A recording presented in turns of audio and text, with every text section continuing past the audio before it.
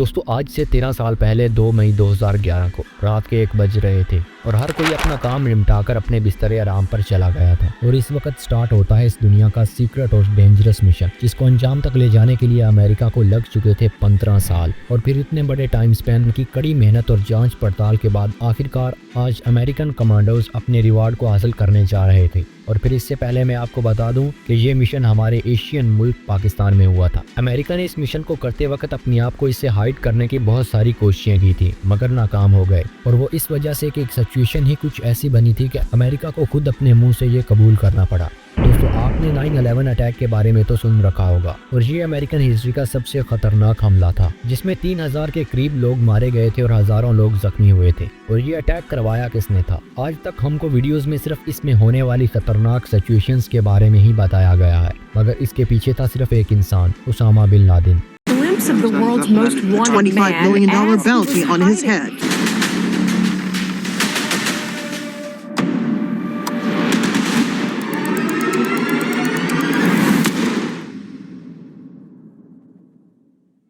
उसामा ने अमेरिका पर इस साल 2001 से पहले भी 2 अटैक किए थे। एक साल 1998 में यूएस की एम्बेसीज पर, जिसमें 224 लोग मारे गए और 4500 लोग जख्मी हुए थे। और इससे पहले 1993 में वर्ल्ड ट्रेड सेंटर अटैक, जिसमें 6 लोग मारे गए थे और हजारों की तादाद में लोग जख्मी हुए थे। और अब इन 3 अटैक्स के बाद world super power country America इस बंदे के पीछे हाथ धोकर पड़ जाती है। और उसामा बिन लादेन, जो कि अल-कायदा का लीडर था और वो अब तक का most wanted criminal of the history बन चुका था। और फिर उसामा को पकड़ने के लिए यूएस नेवी सील्स ने 15 साल तक कैसे कैसे प्लान्स एग्जीक्यूट किए, जिसके बाद जाकर उसामा बिन लादेन के घर जाकर इसके सर में 3 गोलियां दागी गईं। इसमें कुछ प्लान्स तो ऐसे हैं जिन्हें सुनकर आप हैरान हो जाओगे। पाकिस्तान में हर आने जाने वाली फ्लाइट्स को चेक किया गया, हर फोन कॉल को सुना गया। पाकिस्तान में ऐसी डिवाइसेस को बेचना शुरू कर दिया गया जिसमें ट्रैकिंग डिवाइसेस लगी हुई थी, मगर फिर भी इनको 15 साल तक का सब्र करना पड़ा इस आदमी को तलाश करने के लिए। तो शॉर्टकट हम इस स्टोरी लाइन को जान लेते हैं कि आखिर उसामा कैसे मारा गया, और वो भी उसी के ही घर में। Hi friends, my name is Awais. Today we gonna talk about most wanted criminal of history, Osama bin Laden. Compound in Pakistan. Field Team 6, a US Elite Special Forces unit, is tasked now historic capture or kill mission. Pakistan का एक शहर जिसका नाम है एबटाबाद, जिसमें उसामा पिछले 10 साल से खुफिया मकान में रह रहा था। और यूएस नेवी सील को अफगानिस्तान के शहर जलालाबाद से एबटाबाद आकर इस मिशन को अंजाम देना था। और जलालाबाद ही यूएस नेवी सील्स का बेस था। और दोस्तों ये टर्म सील्स इस स्टोरी में बार बार यूज होगी, जिसका मतलब है अमेरिकन टॉप कमांडोज, जो पानी हो, जमीन हो या हवा हो, उसमें fully top of the line होते हैं। और ओवरऑल सील्स टीम को जलालाबाद से एबटाबाद जाकर उसामा को मारकर वापस जलालाबाद सेफली आना था। और इस ऑपरेशन का नाम ऑपरेशन नेपच्यून स्पीयर रखा गया। स्टोरी का स्टार्ट हम इस मिशन से 2.5 घंटे पहले से करते हैं। आज से 13 साल पहले 1 मई 2011 को 10:30 बज रहे थे।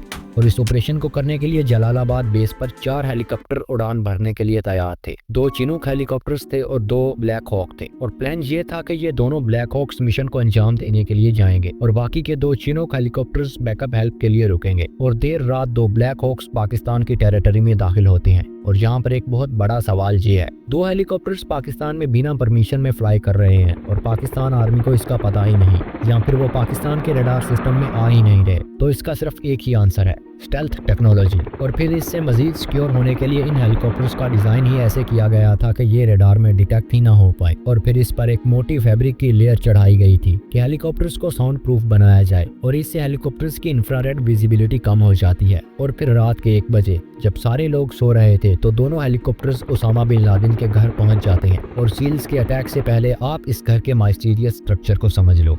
यह ट्रायंगुलर शेप का घर पाकिस्तान के एबटाबाद शहर में है और इसके आसपास इतनी ज्यादा आबादी भी नहीं थी उस वक्त। और उसामा इस घर के टॉप फ्लोर पर रहता था। और ये सिर्फ एक गैलरी नुमा रास्ता ही बाहर से घर में एंटर करने का रास्ता था। और लेफ्ट साइड में एक आधा पार्ट खाली पड़ा हुआ रहता था और इसमें ये लोग अपना कूड़ा करकट जलाया करते थे। पहले बाहर मेन एंट्री पर एक गेट था और आगे आने के बाद एक और बड़ा गेट आता था। सामने की तरफ पार्किंग एरिया था और इसके राइट साइड पर एक गेस्ट हाउस था। और अगर आपको उसामा तक पहुंचना है तो इन 2 गेट्स को पार करने के बाद आपको गेस्ट हाउस से भी गुजरना होगा। और गेस्ट हाउस के साथ ही एक फॉर्मेलिटी को पूरा करने के लिए एक छोटा सा गेट लगाया गया था जो हर वक्त बंद रहता था। और अब अगर दीवारों की बात की जाए तो चाहे बालकनी की हो या बाउंड्री वॉल्स, इनकी हाइट नॉर्मल से बहुत ज्यादा ऊंची थी। जिनको देखकर सच में एक आम आदमी को डाउट होता था इस बिल्डिंग पर। बिल्डिंग के लेफ्ट साइड पर कुछ एरिया इन लोगों ने फल और सब्जियां उगाने के लिए रखा हुआ था और इसके साथ वाली जमीन भी इनकी ही थी जो कि खाली थी। गेस्ट हाउस से गुजरने के बाद आगे एक शेल्टर एरिया आता था और फिर कुछ फीट आगे चलने के बाद मेन बिल्डिंग में एंट्री होती थी। मेन बिल्डिंग के 3 फ्लोर्स थे,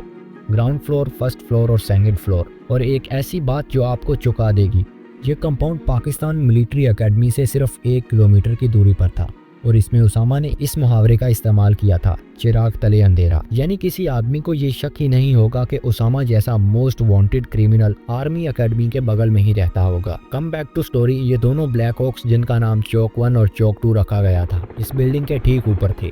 चौक 2 कंपाउंड के मेन गेट पर होवर करने लगता है, जहां पर इसने 4 सील्स कमांडो और 1 कॉम्बैट असॉल्ट डॉग और उसके हैंडलर को लैंड करवाना था। चौक 2 में 12 सील्स, 1 डॉग और 1 डॉग हैंडलर था और दूसरे चौक 1 में भी 12 सील कमांडोज थे। टोटल 24 कमांडोज की टीम को वर्ल्ड मोस्ट वांटेड क्रिमिनल को मारने के लिए भेजा गया था। कमिंग बैक टू स्टोरी, चौक 2 बाकी के 8 कमांडोज को उस कंपाउंड की मेन बिल्डिंग की छत पर लैंड करवा देता है, जो आसपास के एरिया पर नजर रखेंगे और एज ए स्नाइपर काम करेंगे। और चौक 2 अब यहाँ से अपना काम करके कंपाउंड से दूर चला जाता है। और फिर अब बारी आती है चौक 1 हेलीकॉप्टर की। और सच में इस हेलीकॉप्टर के साथ बहुत बुरा हादसा होने वाला था। और चौक 1 में बैठे 12 कमांडोज को ठीक इस शेल्टर एरिया में उतरना था और फिर अचानक एक ऐसा हादसा हो जाता है जिसके बारे में इन लोगों ने सोचा भी नहीं होगा।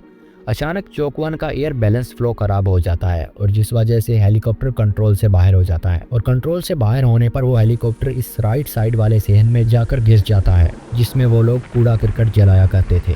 और खुशकिस्मती से सारे कमांडो सेफ थे। लेकिन एक बात हजम नहीं हो रही, उसामा के घर के बाहर इतना कुछ हो रहा है और उसको इस बात का पता ही नहीं। तो दोस्तों, इसकी वजह ये थी कि ऊपर वाले फ्लोर में ना तो कोई विंडो थी और ना ही बालकनी की दीवार छोटी थी, जिस वजह से उसामा इन हेलीकॉप्टर्स को देख ले। और दूसरी वजह ये थी कि इनका कंपाउंड आर्मी पब्लिक एकेडमी के बहुत करीब था और इनको लगा होगा कि शायद पाकिस्तान के ही हेलीकॉप्टर्स आज यहाँ पर होवर कर रहे हैं और इनको इस बात का गुमान नहीं था कि ये यूएस के हेलीकॉप्टर्स हैं। जैसे उसामा ने पाकिस्तान आर्मी से ही पनाह ली हुई हो, मान न मान मैं तेरा मेहमान। So come back to story line, वो 12 नेवी सील सबसे पहले इस कूड़ा क्रिकेट जलाने वाले एरिया के गेट को तोड़ डालते हैं एक एक्सप्लोजिव की मदद से। और फिर इनको आगे एक और बड़ा गेट मिलता है और इसको भी एक एक्सप्लोजिव से उड़ा दिया जाता है। और पार्किंग एरिया में आकर इस गेस्ट हाउस को चारों तरफ से कवर कर लिया जाता है। और सील टीम इस गेस्ट हाउस को सिक्योर करने ही लगते हैं तो इनको अंदर से कुछ आवाजें सुनाई देती हैं। और जब वो दरवाजा ओपन करने ही वाले थे तो अंदर से AK-47 की बुलेट्स फायर होने लग जाती हैं। और ये करने वाला आदमी था अबू अहमद अल कवेती। इस गेस्ट हाउस में टोटल 4 लोग थे, 2 बच्चे जिनको बोरियों के पीछे छिपाया गया था और एक अबू अहमद और एक उसकी बीवी। यह उसामा का राइट हैंड था और ये असल में एक पाकिस्तानी ही था और यही बंदा अपनी पूरी फैमिली के साथ यहाँ पर रहता था और अल कायदा ट्रस्ट के कोरियर सिस्टम का मैनेजर था, उसामा के हर प्लान को एग्जीक्यूट करने वाला। और फिर काउंटर अटैक में अबू अहमद अल कवेती मारा जाता है और ये देखते ही इसकी बीवी दरवाजा खोलकर सरेंडर कर देती है ताकि बच्चों को गोली ना लग जाए, क्योंकि सील टीम को क्या पता था कि इतनी रिस्की कंडीशन में इन लोगों के साथ बच्चे भी हैं। और इसके बाद वो लोग अबू अहमद की बीवी को बंदी बना लेते हैं और इस मिशन को आगे कंटिन्यू रखते हैं। लेकिन अब इस टीम को और ज्यादा केयरफुल रहना था क्योंकि आगे बिल्डिंग में और भी बच्चे ना हो। गेस्ट हाउस को सिक्योर करने के बाद कुछ सील्स आगे मेन बिल्डिंग की तरफ जाते हैं और फिर लेफ्ट साइड वाला छोटा गेट भी ओपन कर दिया जाता है ताकि बाकी की रिमेनिंग टीम भी एरिया को सिक्योर करते हुए आगे बढ़ जाए। और अब फाइनली सारी सील टीम आखिरकार इस बिल्डिंग के अंदर छिपे राज को फाश करने वाली थी, जिसकी तलाश इनको 15 साल से थी। और अब मेन बिल्डिंग के पहले फ्लोर का दरवाजा खोलने पर जस्ट सामने ही खड़ा था अबरार और ये अबू अहमद अल कवेती का छोटा भाई था। जैसे ही सील टीम ने फायरिंग की तो इसकी बीवी इसके सामने आ गई और इस तरह वो मारी जाती है। और सील टीम को ये इंस्ट्रक्शंस दी गई थी कि मिशन के दौरान किसी औरत या किसी बच्चे की जान नहीं जानी चाहिए,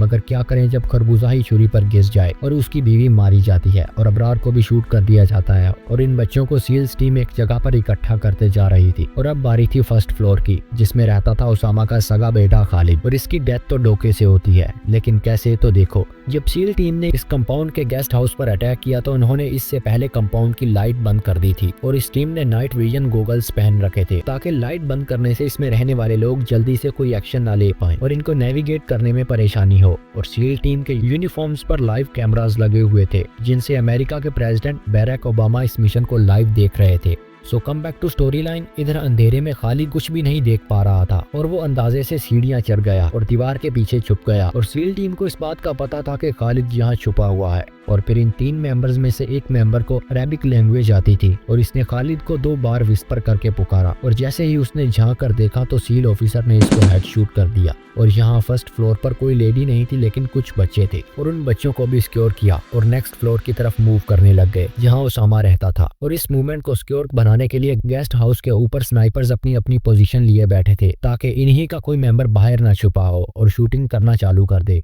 और दूसरी बात, ये मिशन पाकिस्तान की नेविगेशन से सीक्रेट हो रहा था और अगर पाकिस्तान को पता चल जाता तो पाकिस्तान आर्मी इन पर अटैक ना कर दे और इस बैकअप के लिए पीछे 2 चिनूक हेलीकॉप्टर्स रेडी थे। So come back to story. Seal team जब ही इस सेकंड फ्लोर तक पहुंचती है तो देखती है उसामा बिन लादेन अपनी दोनों बीवियों के पीछे छिप रहा था और इनको आगे की तरफ धकेल रहा था और एक लम्हे में ही मौका मिलने पर सील टीम ने उसामा को हेडशूट कर दिया और 2 गोलियां इसकी लेफ्ट आंख में दाग दी और इससे उसामा मारा जाता है। और अब इस बारे में कंफर्म करने के लिए इन्होंने इसकी दोनों बीवियों से पूछा कि ये उसामा बिन लादेन ही है तो इन्होंने कुछ नहीं बताया और एट दैट टाइम वहाँ पर उस वक्त उसामा की एक छोटी बेटी भी मौजूद थी जो कि 12 साल की थी और जिसने बताया कि ये उसका बाप उसामा बिन लादेन ही है। और इसके बाद घबराते हुए अपनी जान बचाने के लिए उन दोनों बीवियों ने भी ये एतराफ कर लिया कि यही उसामा बिन लादेन है। और जैसे ही इन लोगों को इन बात का पता चला तो इन्होंने पीछे जलालाबाद बेस में जनरल मैकरेवल को रेडियो किया, जेरोनिमो ई किया। ये एक सीक्रेट कोड वर्ड था ताकि इसको ट्रैक ना किया जा सके और इसका मतलब था उसामा मारा गया। और इस तरह 15 साल की ट्रैकिंग और नेविगेशन के बाद आखिरकार अमेरिका का सबसे बड़ा दुश्मन मारा गया। और इसके बाद सील टीम का हेलीकॉप्टर जो कि क्रैश हो चुका था उस टीम को ले जाने के लिए एक चिनूक हेलीकॉप्टर आया और उसामा बिन लादेन की बॉडी को भी सील टीम अपने साथ ले गई ताकि इसकी इन्वेस्टिगेशन की जा सके ये वाकई उसामा बिन लादेन है। अमेरिका इस मिशन को फुली सीक्रेट रखना चाहता था मगर इस हेलीकॉप्टर के क्रैश होने के बाद अब इसका दुनिया के सामने आना तय था। तो इसलिए अगले ही दिन eight morning president Barack Obama ने ये अनाउंस कर दिया कि इन्होंने अपने सबसे बड़े हरीफ को मार दिया है और फिर इसके बाद उसामा की डेड बॉडी को सऊदी सी में गिरा दिया गया फुली मुस्लिम ट्रेडिशन को फॉलो करते हुए। So I hope guys you like this video is interesting. तो श्योर अमेरिका की 15 साल की नेविगेशन पर भी एक कंप्लीट वीडियो आएगी। मैं इसे जल्द से जल्द अपलोड करूंगा अगर इस वीडियो पर 50K व्यूज आए। So like and share to get next part. This is not an expensive deal. Do a single click to get subscribe.